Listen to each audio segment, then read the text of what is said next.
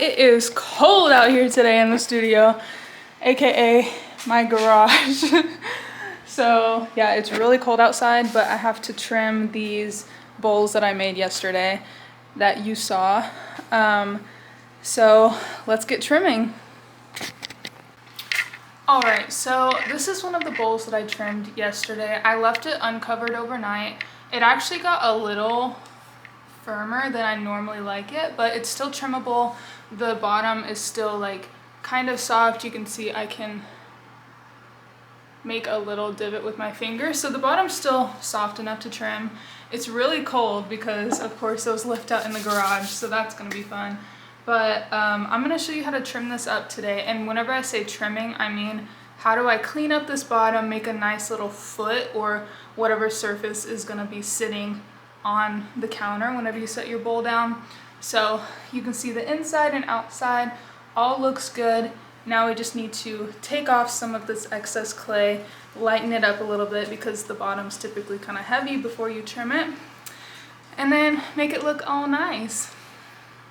So for example, I have this berry bowl here that I made, and this is what the bottom looks like trimmed. So there's a nice foot here. This is this raised section that actually touches the countertop, and then this part is trimmed down a little bit. So that's exactly what we're gonna do with this. Obviously I'm not gonna be cutting holes into this because it's gonna be a cereal bowl. This won't hold much cereal. So let's get started. All right, so as you saw yesterday, I had the bowl on here and I cut it off with a wired cutter tool. So today I was able to basically just pry it off, and now I can handle it really well. So now what I'm going to do is teach you how I trim this bad boy. Alright, so starting out, every time I start trimming something, I always have a spray bottle of water. Spray the surface like 1 or 2 times just to wet it. It just helps the piece stick to the wheel head better. You can experiment with your wheel head, but that's generally been good for me, and I've been doing that for years.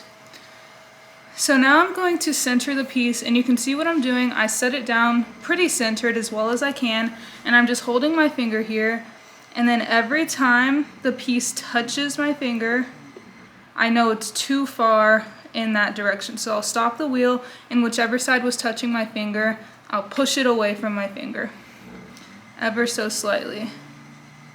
So I feel it touching right there, push away slightly,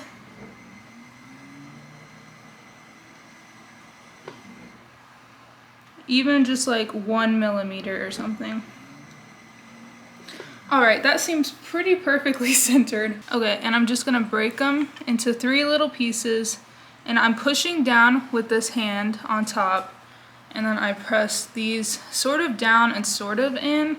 If depending on how like dry or wet your piece is, you want to make sure not to press into your bowl because you're gonna leave little divots. So normally I just press kind of down on the wheel head and hope that it's enough to hold everything. So now it should be fairly secure with these.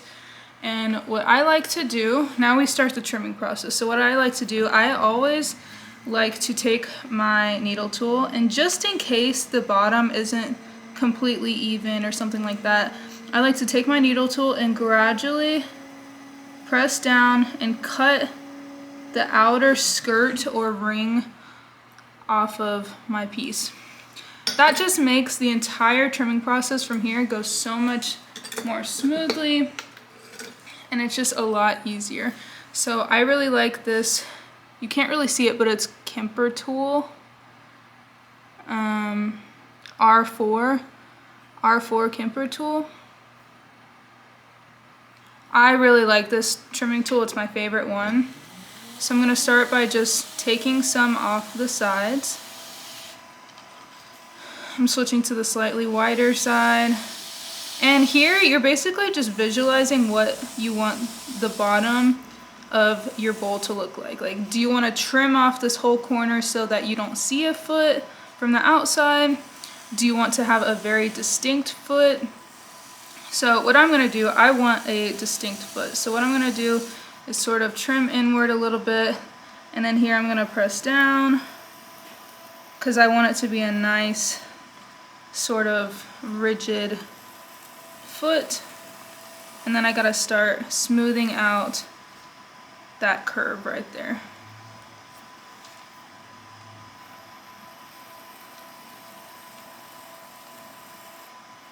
So that looks pretty good. Now I'm just gonna start trimming off this excess part.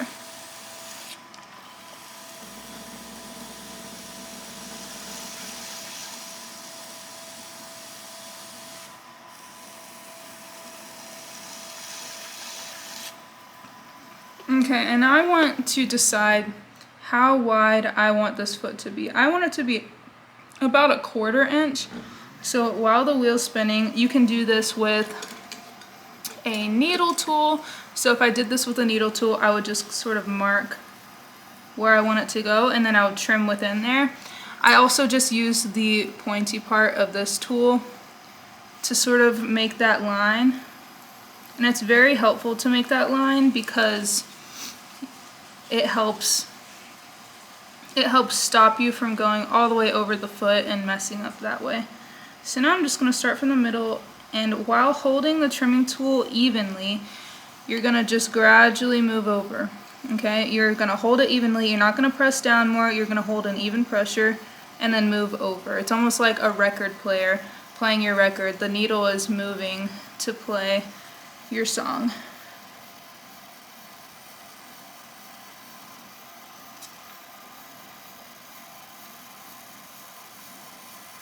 Gradually going deeper, and you want to remember about how much or how thick your base is. So even if you need to feel how thick your base is before turning this over to trim, you can do that before you center it on the wheel. Now I'm sort of gonna press down to see if I feel any give. I don't really feel anything, so I can go a little bit more. But that looks pretty good. I'm probably gonna start cleaning it up at this point. So what I'm doing, basically just going over all of the different curves or corners and smoothing them out.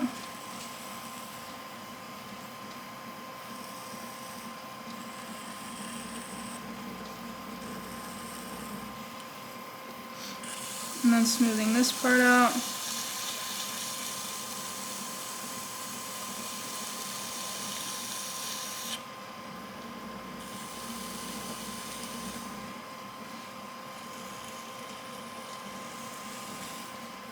Okay, that's looking pretty good.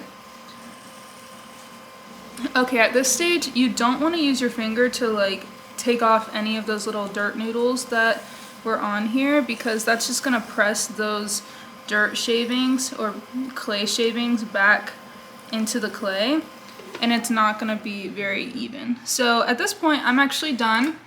I'm going to use my little Maker's Mark stamp to stamp into the bottom. So you can either sign your name or your signature, or if you have a stamp, you can stamp it that way. Just something to mark it that you made it. And I'll show you exactly what that looks like in a second. So there's the little stamp you can see. And we are good to go.